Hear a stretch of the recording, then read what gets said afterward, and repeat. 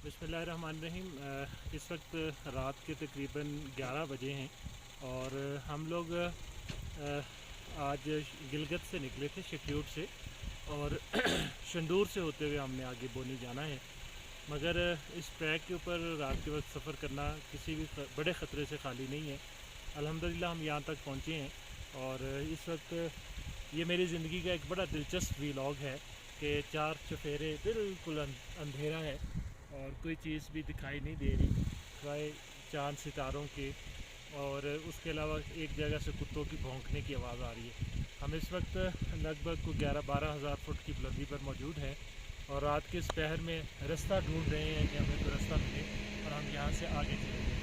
तो शंदूर के मतलब सबने बहुत कुछ सुन रखा है, मगर इस तरह का एडवेंचर शायद कभी किसी की ज़िंदगी में आया हो कि हम लोग जो है वो शंदूर पास के बिल्कुल करीब पहुँचे और यहाँ पे इस वक्त जो है वो आप इसको परेशानी नहीं कह सकते, अल्लाह की मदद तो हर हाल में शामिल हाल होती है।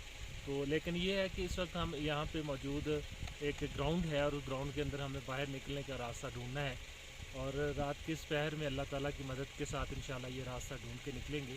तो जो सफ़र का सही एडवेंचर है, जो इंसान की ज़िंदगी के जो उतार चढ़ाव हैं, जो एडवेंचर की शक्ल इख्तियार करते हैं, उसमें हम इस वक्त मुकम्मल तौर पर घिरे हुए हैं और अल्लाह ताला से दुआ है कि खैरियत से ये सफ़र अपने अंजाम को पहुँचे। तो शंदूर को अगर रात के वक्त देखना हो और शंदूर को अगर इस लहजे में, इस अंदाज़ में देखना हो कि आपको दाएं बाएं में सिर्फ शंदूर की हवाएं मिल रही हों, तो इस वक्त हम उसी तरह के हालात से गुज़र रहे हैं।